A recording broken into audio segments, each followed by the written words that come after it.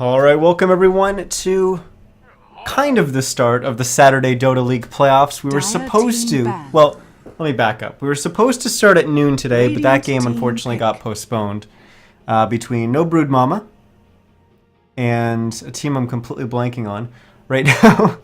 But yeah, that match was supposed to go on earlier today at noon, but that one got postponed. Still no word on exactly when we're going to have to reschedule that one for, but it got postponed, so that didn't happen at noon.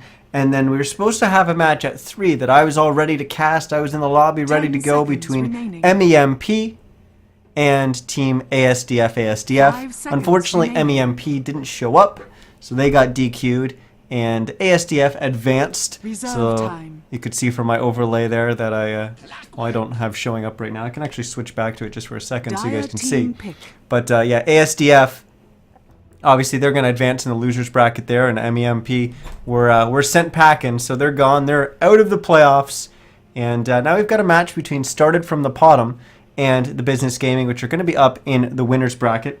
And then following this, we're also going to have another series, from the winners bracket. All the series will be a best of 3. 10 seconds. The entire way through, except I'm not sure about the grand finals. The grand finals might be a best of 5, or it could just be a best of 3.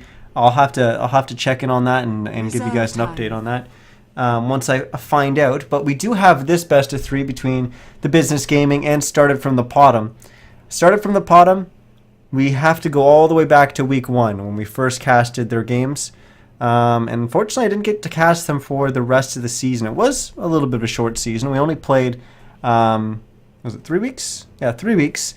And now we move into the playoffs, which is going to be 4 weeks. But when we go all the way back to the start of the season, Started from the Bottom, we saw them play a best of 2 against UTD Savants, and they split that series 1-1. But from that point forward, Started from the Bottom, they didn't lose a game. They finished 5-1 on the season, first overall in the blue division. The Business Gaming, they were looking pretty strong. They were 4-0 going into the last week, and then they went up against Boreal Esports, ended up 4-2. Boreal Esports also ending up 4-2, and because Boreal won that series against the Business Gaming got knocked down to second place, and that's why we're seeing first in the blue division going up against second place in the red division here. But it should be a good one, as both these teams have been playing quite well so far. I had the luxury of going back through and watching all the replays from the season up until right now, and you can actually do the same because you can just access the replays completely for free. The ticket in-game is completely free. Just go under Amateur Tournaments North America, and you'll find the Saturday Dota League in there, and it's completely free, so you can go in and watch all those replays. And you can also, if you want to watch this game live in Dota TV, you can use the ticket to do that as well. So definitely go check that out. Also, make sure you stop by SaturdayDotaLeague.com to check out the website and find out what's going on with the schedule, with the standings and the brackets. On there, you will find, I believe it's under the standings, you'll find the breakdown of the brackets, so you can see exactly which team will advance where. It is slightly set up a little bit different than the way I was showing it on my overlay, but it gives you roughly the same information, just a slightly different way of presenting it. Reserve time. But it should give you enough information to know what's going on. So like I said, we're going to have 4 weeks of the tournament. The team that wins this game will actually get next week off, because the winners bracket will only play in week 1 and then week 3, because the losers bracket has to catch up. And of course, the team that loses this will slide down to the losers bracket, and they'll be playing next week with their survival in the playoffs on the line. But let's quickly catch up in the draft here, as we've got the Business Gaming. They've banned out Queen of Pain, Leshrac, and now to Shadow Fiend. Started from the Bottom, they banned out Undying, Gyro, and Phantom Lancer. For our picks, we got Earthshaker and Lena getting picked up by the Business Gaming. Clockwork and Rubik getting picked up by Started from the Bottom. And wow, that was actually quite quick how we caught up. The team's taking a little bit more time with their bans here. Going through most of their pick time, you can see both teams have actually dipped quite a bit into the reserve time, as you see Started from the Bottom doing that right now as well. But Slark will eventually be the ban for them.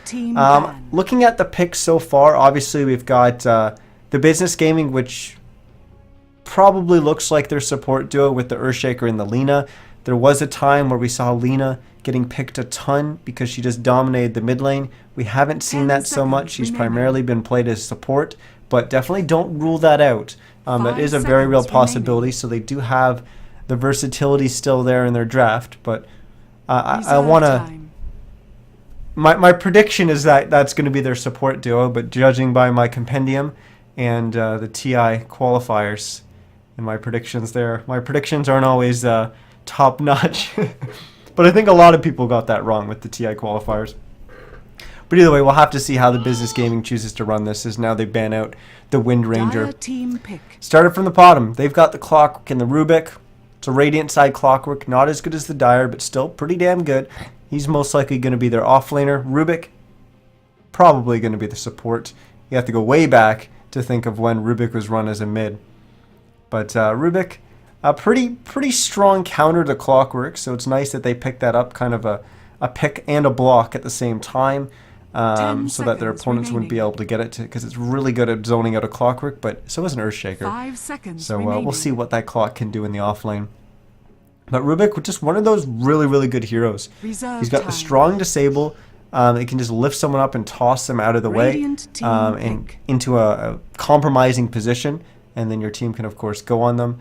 And what's probably the most underrated thing about Rubik, his entire kit is actually really good, but it's one of those things that you actually don't really notice when you're watching a game, or for the most part even when you're playing it. But Nullfield, his third ability, the magic resistance aura that he applies to his teammate, is actually quite significant. If you can get levels on that early on, by Rubik essentially doing well early, getting more XP, then that can be quite a big difference maker in the team fights. And speaking of difference makers in the team fights, we just got two huge ones. Visage getting picked up by the Business Gaming, a hero that can dump out a ton of damage. And Dazzle, one of those heroes that says, you know what, you're trying to blow someone up, you're trying to bring someone down. No, that's not going to happen. I'm going to increase their armor with the weave so that they're taking less physical damage. I'm going to heal them up. And I'm also going to throw a shallow grave on them so they can't actually die unless you chop their head off with axe. So Dazzle going to be a very defensive pick for started from the bottom. But the Visage pick kind of opens our eyes a little bit, because now we see Earthshaker, Lina, Visage, three heroes primarily played as support, which opens up that possibility again. Is that Lina going to be mid? Is the Earthshaker going to be an offlaner? That's something I forgot to mention, but it's something that's kind of getting played more often. The offlane Earthshaker. And now we see a Drow Ranger getting added on as well, so most likely we're seeing the makings of this tri-lane with the Visage and the Lina. But is it aggro or is it defensive? I don't know. You can even throw Earthshaker in. It's strong too. But we've seen. I mean, it was even run in the TI qualifiers. The Drow and the Visage. That combo's been around for a very long time. Of course, the Drow aura amplifying the damage of the Visage familiars, helping it scale later and later into the game. But also two heroes that work quite well in the lane together as well. And oh boy. I don't know. That could be aggro, it could be defensive. It's going to be a little bit of a tough one. But it kind of comes down to, if they do go aggro with that and they're going to run their Earthshaker as their offlaner, do they feel comfortable Earthshaker against Clockwork in the lane? Earthshaker actually does okay in that lane, but I think Clockwork should win it. And now it started from the pot and picking up Invoker. You run into some issues of who the hell are you going to put mid against Invoker at the same time? Last two bans were Bristle and Phoenix. So started from the bottom. They think the Business Gaming still wants to pick up an offlaner. Interesting. That I find really interesting. So what they've read into the draft is that there's going to be an aggro tri-lane, or I guess it doesn't have to be aggro, but a tri-lane of Earthshaker, Visage, and Drow. Lina is going to be in the mid lane, and then there's going to be an offlaner still to be picked from the Business Gaming. That's certainly a very strong lanes for the Business Gaming, but they're going to pick up Viper. So what that tells me right now is that Viper's going to be run safe lane going up against the Clockwork, and that is going to be an aggro tri-lane with Earthshaker, Visage, and Drow Ranger. There is the chance that they mix that up a little bit, put Viper mid, Earthshaker safe lane, and go aggro with the remaining 3, but I think it is a lot stronger for them if they put Viper safe lane against the Clock. 10 seconds remaining. And have the Lina mid and then the Earthshaker in the tri-lane. As for starter from the bottom, remaining. Well, they've got Rubik and Dazzle. Not the most offensive heroes. And certainly when you've got Rubik and Dazzle together, they don't actually synergize all that well in the lane.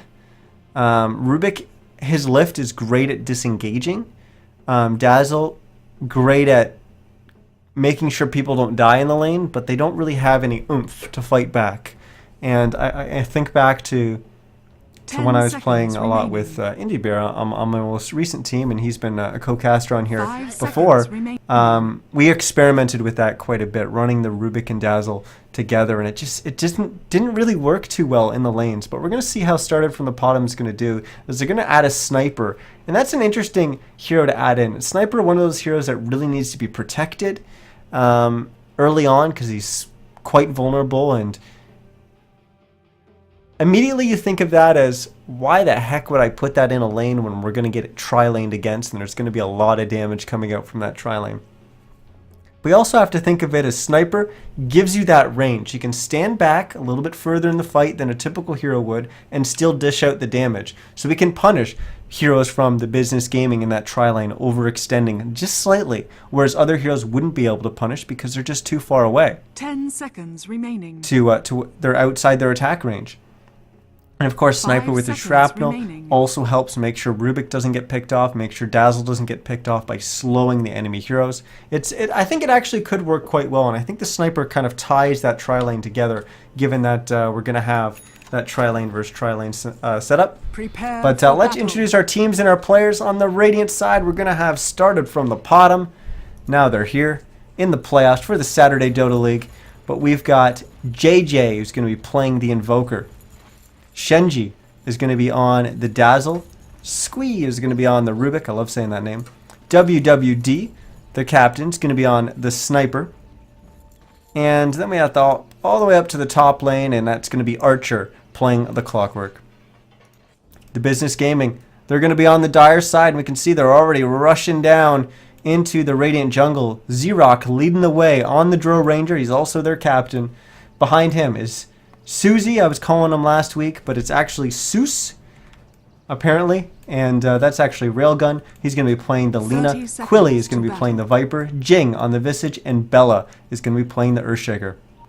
And oh boy, we've got such a tense moment here. They're going to eat through the trees, and we're going to see an engage, but it's actually a disengage more than anything, as it's a Rubik list tossing the Lina back, but they are still going to be able to find a kill as they slow down Shenji on that Dazzle. And first blood goes the way of the Business Gaming. Good way to start off their playoff run so far. As for lanes, when we look at started from the bottom, looks pretty standard, exactly what we were expecting. Clockwork in the off lane. Mid lane is going to be the Invoker, and the bottom lane is going to be that defensive tri-lane of Rubik, Sniper, and Dazzle. As for the Business Gaming, they're actually moving their Drow Ranger all the way up to the top lane, so a little bit different than what I expected. Lina is going to be in the mid lane, and Earthshaker, he's hanging around mid right now, but I think he's just trying to protect Lina, thinking that something might actually happen there. The supports in the bottom lane haven't shown, but he's still going to rotate down. But the other two heroes in the bottom lane for the Business Gaming are going to be the Visage and the Viper. So the only difference that they made is they swapped the Viper and the Drow. And now Squee getting fissure blocked off, but actually going on the offensive is he's going to right click down this Earthshaker. He's going to lift him. Will he be able to cliff him? No. He tries, but Bella's going to be able to walk away. Jing also getting some damage in, but then walking away as Shenji was right clicking him in the back. Both mid heroes getting their first deliveries from the courier. And this defensive tri-lane from started from the bottom, they're definitely on the defensive right now. As WWD's been sitting in the lane while all this was going on, but he's only managed one deny. Hasn't got a single last hit yet either, as he'll get one here under the tower. But Quilly sitting at 3-1 right now. So the Business Gaming definitely winning when it comes to this tri-lane versus tri-lane scenario. You see a little bit of pulling through coming out from Started from the bottom, but immediately the entire tri-lane from the Business Gaming pushes up, and they said, no pulling for you guys, and in fact, we're going to punish you with a kill here on Squee. As Squee tries to run away, but he gets grave chilled by Jing, and we're going to see the second hero fall for Started from the bottom, and we could maybe even see a third, as Shenji is getting chased down by the Earthshaker. There is no mana on Bella.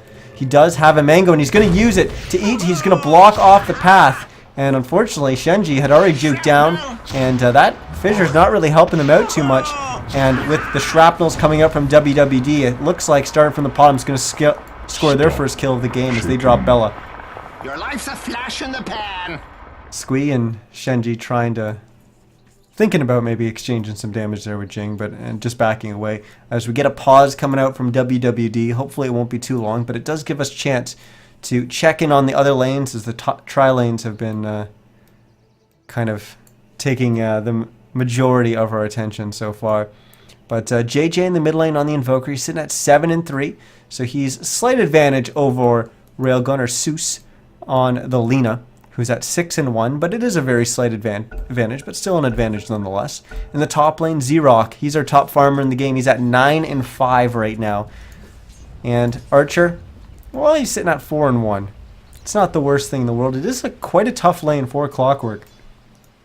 But what's interesting is whether or not Archer will be able to keep up in XP, and I think he should be able to, and then there becomes a very threatening situation for Z-Rock, and in fact we're going to get one right here as Archer is able to trap him in the cogs. Battery Assault doing a lot of work, but he is getting hit by the tower quite a bit, and we are going to see a solo kill for Archer, abusing the fact that he had those boots, but we also have boots on the Drow Ranger as well. But take a look at the move speeds, 365 on Clockwork, Drow Ranger sitting at 350.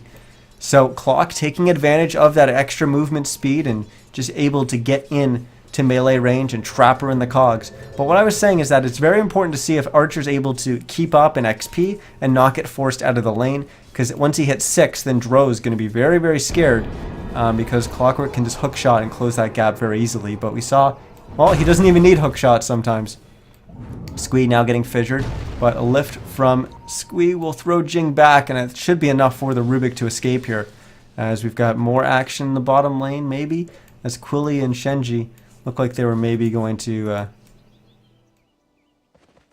Squee's actually going to deny himself to the creeps. A little bit surprising there. He had a lot of gold on hand, but he did go down to those neutrals with the deny. It gives him a fast trip back to the fountain so that he can regen up faster. But we've got another solo kill in the top lane, and this is another pre-hookshot, pre-level 6 kill by the Clockwork on the Drow Ranger, and this is a complete disaster for the Business Gaming. They put their Drow Ranger up there because they knew it would beat the Clockwork, and it's just not working out for them. Archer's been playing really, really well here. He's gotten 2 solo kills, and now he's level 6. And you take a look at the Drow Ranger, she just hit level 5. So it's going to get even worse unless they make some kind of rotation and protect their Drow Ranger. But WWD is going to go down here. So the Business Gaming does get, they're doing quite well in the bottom lane, so I guess it's a little bit of a trade-off. Their carry struggling in the top lane, meanwhile, Started from the bottom's carry struggling in the bottom lane. We take a look at the last hits, and, well, maybe the Drow Ranger isn't struggling as much as we think, because he's sitting at 23-6 right now, but 2 deaths. So we'll have to actually probably look at GPM, but we're going to have an engage here. Seuss gets Tornado, then a lifted back. LSA will stun up the Rubik just inside the tower range, but the tower switches off. The Dragon Slave comes out, and Squee drops down to about 40 HP, but we do lose the Lina in the process. 5-4 now, the score for Started from the bottom, as they were off to a little bit of a slow start, but very quickly caught right back up. And now is WWD going to be able to start getting some more CS here? He's sitting at 10-4 still. His CS is still very, very low. And look at this engage from the side. Bella going to throw at that fissure, blocking off this Observer Ward, working wonders for them. WWD will get shallow graved. Bella's trying to run into the trees, and get into the fog, but not able to do so. But we will still see the 2 heroes on the side of Starter from the Bottom go down. The shrapnel just barely granting vision into that space there, and that allowed them to get that final right click off onto Bella. But this observer ward, it's a little bit of a different observer ward than, well, we typically see in tri-lane versus tri-lane scenarios, but it allows you to get those fissure blocks right across there and block off that sniper. And that is huge, and we saw just how valuable that is right now. Archer made a rotation up here to meet up with Shenji. He went for the top rune and bottled up a bounty. And now we're going to have a smoke, but that was just in vision of the creeps. But it looks like Xerox doesn't care. He's going to step up. But interesting that they didn't choose to go on Xerox when he was right there with the hook shot, as they're actually going to wait here for a second. I think they know that there's a hero in behind, and indeed there is. It's the Lina. But they've used the hook shot back in. The Laguna's already gone out onto Archer, who will trap both of them in the cogs, and they're both going to go down. Archer will survive. It took 4 heroes from Starter from the Bottom up here to make it happen. But they do get those 2 kills. Bella TP'd on up, but wasn't there in time. And now Squee, well, where's he going? He's going to place an observer ward, probably in behind the tower, facilitating a push on this tier 1. They know that Bella's here, as of course he just threw at that fissure.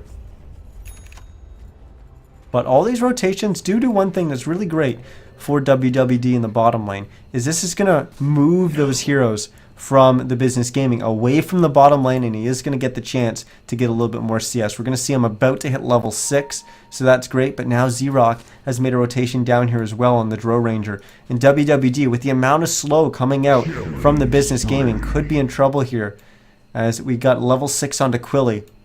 And that means Viper Strike is now coming out. In the top lane, Archer got another kill, this time killing Jing on the Visage. WWD, it's almost like he knows. And he may know that Dota, that sixth sense, the Dota sense, working out well for him. And they're going to go for a dive here. I do not like this call at all. There's going to be tons of TP support coming in, especially when there's a Dazzle on the other team. Things like that happen. Shallow Grave comes in. Oh, Archer.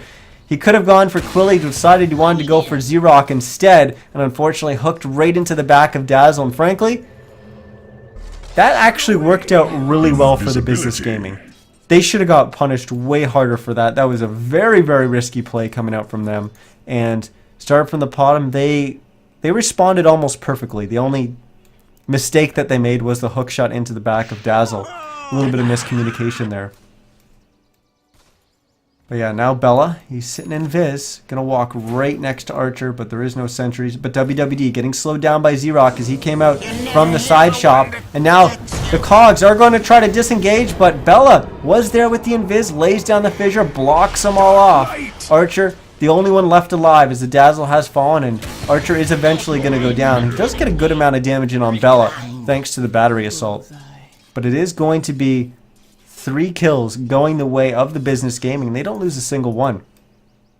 As we hop back to the mid lane, where the Invoker, it was just a slight advantage early on, but he's sitting at 45-17 compared to the Lina at 22-1.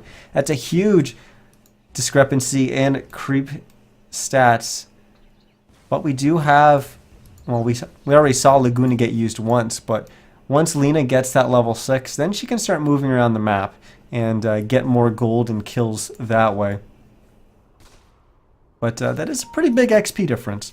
There's almost 9.5 on the Invoker and just 7.5 on the Lina. Squee has been enjoying this free space he got up here in the top lane. While all that action was going on in the bottom lane, the Clockwork starts moving around, getting involved, and surprisingly the Dro Ranger as well. But the Rubik says, you know what, I'll get a little bit of farm here. He's sitting at 900 gold right now, almost going to be able to buy his arcane boots. Tons of pings coming out, but also Quilly's going to TP down to the bottom lane. I'm still curious as what they're going to use these familiars for. Obviously, they want to try and set up a kill in the bottom lane, somewhere around here most likely, as the hero's retreating. The familiars going to come out from the trees and block them off as they try to back away. But we haven't seen that just yet. But I think with the position of those familiars, what they can do is actually completely leave Quilly alone. And if Started from the Bottom try to put one hero down here against the Viper, he does Viper strikes, get some right clicks in, and then the familiars come on in. And they should be able to get a kill there. But interesting drawing on the map there, coming up from Z-Rock. He drew something like this, and then he kind of did one of these. So I don't know if he's pointing for the familiars. The pings are coming out. Yeah, pings are coming out on Quilly as well. So it looks like they are going to try and set some kill up, or maybe they're just going to rotate those familiars away. Who knows? It's too hard to read into the minds of all these players. There's a lot of different things that you can do in Dota. And we'll have to see what they plan to do for it, but I'll try and keep my eyes on those familiars for you. Just quickly looking through everyone's scene. If there's anything really important going on, Rubik hitting 6 is pretty good. Also finishing those arcane boots. But ooh, we already have a 4-staff finished from JJ on this Invoker, and that's gonna be huge. He's kind of been quiet so far in the game, just being involved in that 1 kill on his opponent in the mid lane with the thanks from the Rubik rotating in.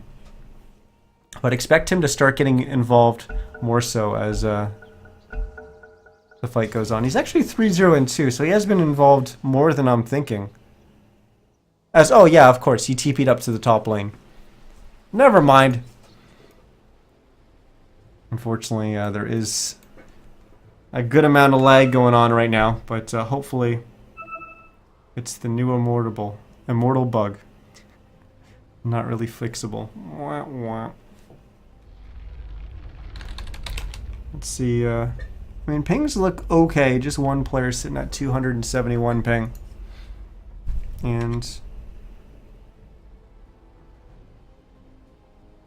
yeah, that's actually one of the admins, so don't really have to worry about that. Oh yeah, more getting drawn on the map there. That's actually an observer, but well, I guess we'll bring up the net worth here and see what we've got so far. As well, no surprises there. JJ leading the way, 4672 is going to be his net worth. Then it's actually 2 heroes on the side of the business gaming, and one of them is a little bit surprising. Quilly, not really that surprising. He got a good amount of farm in the bottom lane, also being a part of 8 of the 9 kills on his team so far. But the other hero that I think is quite surprising is going to be the Dro Ranger, Z-Rock. He was getting a lot of last hits in that top lane, but he did get solo killed twice. And then he actually moved around and got involved in some of the other kills going on the map. So he's sitting at 2-3-1 right now, but he's 38-9 CS, and he's actually sitting at 3155 net worth, which is higher than the Clockwork, who is number 4. But he's basically completely stopped farming. He's just moving around getting kills. And he's been doing a pretty good job so far. Unfortunately, he did miss that hook shot in the bottom when he TP'd on in. He tried to hook shot up. Oh, I can't draw while it's paused. Tried to hook shot up and unfortunately hit right into the back of the Dazzle as he was trying to get the Rubik that was up here. But unfortunately missed that. And it looks like we are going to be ready to give this another shot as the G gets called. As well, those familiars, they're on the move. Dire's They decided they middle need to tower is move them, under maybe attack. park them in behind the tower more so. But Bella's down here, so is Quilly. Doesn't look like anyone's going to overstep. And we'll take our eyes back up to the top lane where Squee and Jing have kind of danced around each other here for a second, but doesn't look like anything's going to happen here. Just 2 supports kind of tickling each other. Archer and JJ also trying to set something up using this illusion. The illusion bait so strong. So he's trying to maneuver it around, but the business gaming, they're not falling for it. They've got 4 heroes up here. In fact, they've got 5 heroes up here. So Archer and JJ, they need to be careful. They're going to get fissure blocked. Ah, it's not going to block. Unfortunately, JJ and Archer are going to be able to back away. That was a interesting read into the bait there coming out from the business gaming. Also, almost being able to turn around. But, ooh, Archer's actually going to re-engage here as they brought Jing down low. And they are going to get a kill. Will Bella and Z-Rock be able to return fire? Doesn't look like it. So despite the fact that the business gaming, they devote 5 heroes up there in the top lane to try and turn that setup cake around. It just doesn't happen for them. Instead, they lose 1. Dire's top tower is While under that's going attack. on, they even lose the bottom tier 1. Now their top tier 1's getting pressured a little bit. They are going to rotate in with Z-Rock and Radiant's middle Zeus. tower is under attack. Dire's bottom tower is under But attack. JJ, Archer, and Squee, they're not completely backing around. In fact, JJ, he's just going to wrap completely around, and Z-Rock is in a whole lot of trouble.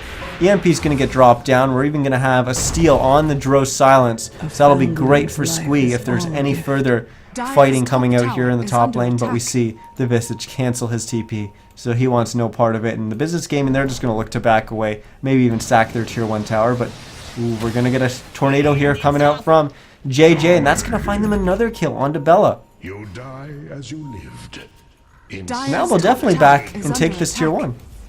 Started from the bottom, starting to take over this game so far. And you know what? The Business Gaming, they're making the right rotations. They're putting themselves in the right position. It just seems like maybe they're a little hesitant, or maybe they're just a little slow at doing so, but it's just not really working out for them. And now they place an Observer Ward right on top of a Started from the bottom Observer Ward, and that's going to get countered, and it's just going to result in them having less and less vision of the map, which is not what they need right now. This top tier 1 finally will go down. JJ is going to get the last hit there. Top tower has fallen. But that's 2 tier 1 towers going the way of Started from the bottom, and that's going to give them a nice, healthy gold lead right now. As well, WWD and Squee have found those familiars. They will get one. They won't get the second because Jing's just going to resummon them. But with that, we'll actually bring up our gold graph, and we can see it was so close. And actually, JJ getting a kill in the bottom lane, finding Zeus and bringing him down. Or her, I guess, because it's Alina. But look at that gold graph. It was so close for so long. Part of that's a pause, but still, it kind of makes it a little bit more dramatic. And now the gold lead, about 4,000. Well, actually over 4,000 now in favor of Started from the bottom. XP 3,000 as well in their favor. But now WWD is farming up the stack. He's got Shenji and Squee there as well. But the Business Gaming, they don't care. They're just going to charge right uphill. They've got 4 heroes here. JJ is going to come in from the side. Archer is going to hook shot in. Will land on the range creep. But it's going to be fine. Good position for him to place his cogs. We do lose Jing now. Assassinate's going to come in. We're going to lose Quilly and Z-Rock. And Bella's going to go down. In fact, all those kills going to the Invoker. JJ is godlike already with that ultra kill. Holy moly. Started from the bottom. You know, it was a little bit shaky going on early on in the game. But Archer had a good performance in the top lane. And Started from the bottom, they really didn't completely fall apart in the bottom lane. You know, they definitely lost that tri lane. But with the performance of the Clockworky in the top lane, and certainly the performance of the Invoker in the mid lane, that really kept them in the game, and then they made some really smart rotations. And now they're sitting pretty right now. They're in a really good spot in game 1 of this best of 3. But certainly not over. We've got the Yule Scepter coming out soon from the Lina. That'll definitely turn things around a little bit. Bella, he doesn't have much gold, so nothing big's going to be coming out from him. Jing, his Aghanim's quite a ways away. Notice that he also hasn't gone for building that medallion yet, which we see a lot of Visages typically do. They go Medallion, Aghanim's, Solar Crest, but electing not to go after that medallion just yet. Quilly looks like he's going to be going for an Aghanim's as his first item as well. Tornado EMP will land on Quilly, but Jing and Bella going to come in from the side. JJ will force staff himself back. Unfortunately, that means that he won't be able to force staff himself over a fissure block, but wasn't going to land anyways, but he's got backup. Archer and WWD are here. Archer this time will land a hook shot, and that'll secure them a kill onto Jing. Assassinate's going to come out. It's going to hit Quilly, but he's got plenty of HP left. Even the flare will fly in. Quilly's still sitting at 400 HP.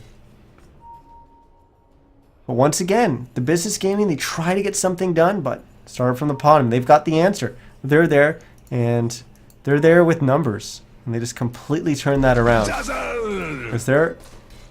Now, not too long ago, this game was, I believe, 9-9, the kill total. Now we're sitting at 18-9 in favor of Started from the bottom. And they're starting to push this bottom tier 2 tower, and it doesn't look like there's any response on the minimap from anyone of the Business Gaming.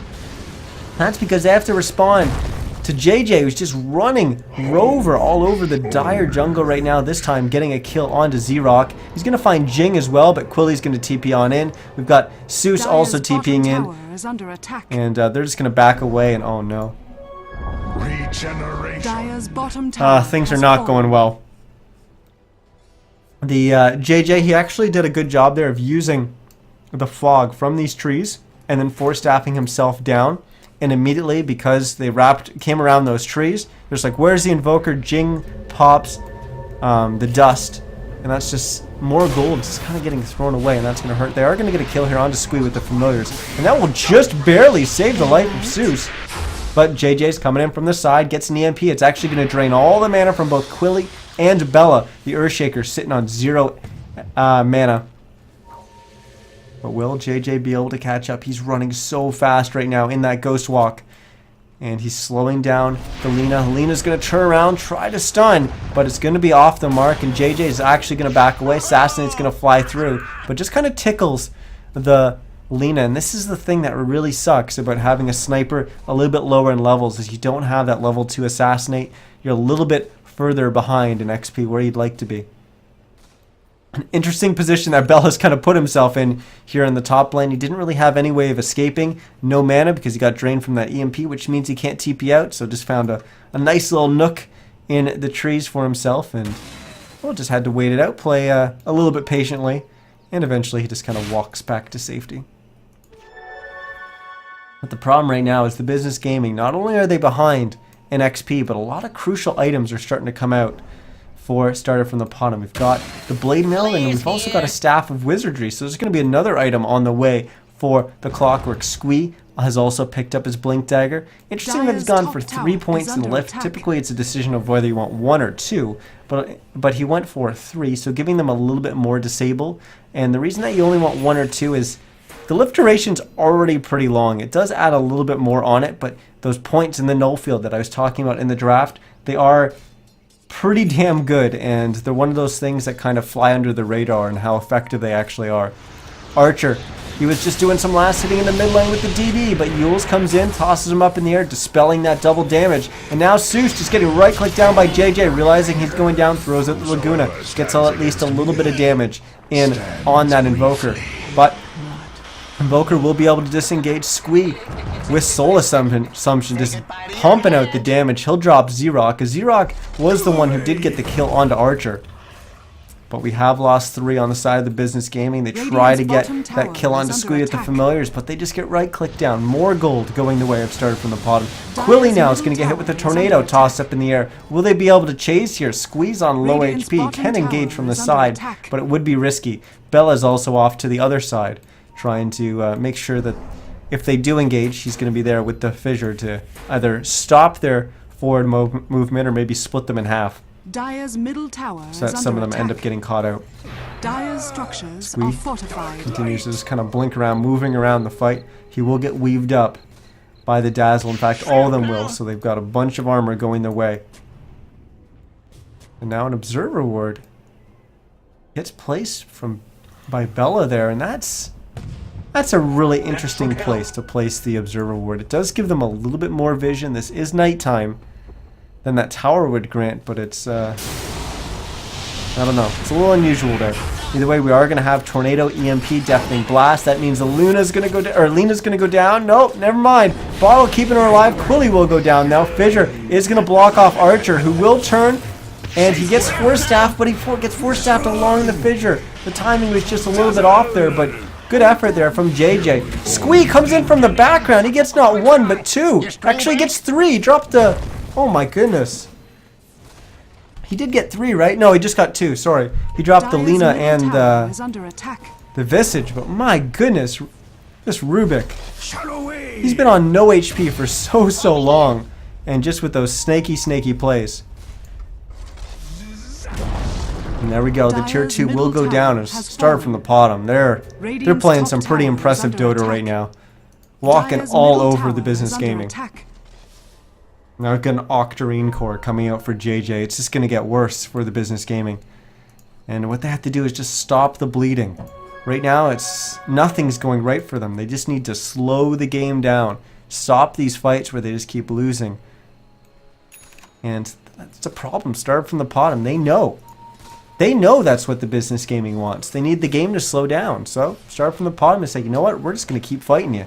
We've got a huge advantage right now. We've got an S and Y up on our Sniper. We've got the Medallion on the Dazzle. We've got a ton of big pickups. The Blink on the Rubik. Even Archer, what kind of progression has he made? Still just a staff of wizardry, but he's got 1100 gold practically. So his 4 staff's going to be coming out soon. And we'll quickly look for the business gaming. Xerox probably going to be the biggest. And look at his items. He's just got a Morbid Mask and a Ring of Aquila. He's got pretty much nothing to his name. We got half an Aghanims on Jing. But this is one of your supports. He's not supposed to be that high up in terms of farm. And in fact, he's actually quite low on the net worth. Which is... I had to do some quick math there to make sure that all added up. But it does. Then we've got Viper, half of an Aghanims as well. He's got 800 gold. So he's going to be getting there. But all these heroes are close to their items. They're just not there yet. Which gives Start from the Bottom a huge advantage. And with most of the heroes on Start from the Bottom actually getting close to their second item, it makes the business gaming almost a full item behind. And Xerox is going to go down here as well. But we've got that Yule Scepter up 1100 as well on Seuss. And the Earthshaker. This could be a big one to turn around, but 400 gold. So Blink. Not that close. And look at this. They're just going to call it GG. They realize this is just not a good situation to be in. We're just not going to be able to come back in this game. And GG will get called. They say, you know what, it's best of 3 series. Let's just say, okay, we lost this one. Let's regroup and get everything back together for game 2. Because well, we're going to need that, or we're going to drop right down to the losers bracket immediately in the first round, and they definitely don't want that. So it was an interesting draft coming out from, well, I guess from both teams, as it was hard to really give an advantage to one team over the other when we kind of looked at how the lanes were going to go. In the top lane, I mean, you expect the Drow to do well there. Bottom lane, that tri-lane looks very, very offensive, which means they don't have to get kills, but the Viper should have been able to get a lot more farm than the Sniper, and he did. And then in the mid lane, Invoker versus Lina, I think that's a little bit of a closer match than it turned out to be. But JJ had a standout performance on that Invoker. He finished 13-0-9. And I think that's very telling of his performance in this game. Well, the business gaming, they're... Like I said, I think they could have came out of that laning phase a little bit better. And that's definitely going to be one of the big things that they're going to have to look to improve for Game 2. But that's going to wrap it up for this one. I'm going to hop into that lobby before we miss the game. But you were watching NizCast, and this is the start of the Saturday Dota League playoffs. We're in week 1. This is a winner's bracket match between Started from the Bottom and the Business Gaming. And we'll be back with Game 2 in just a second.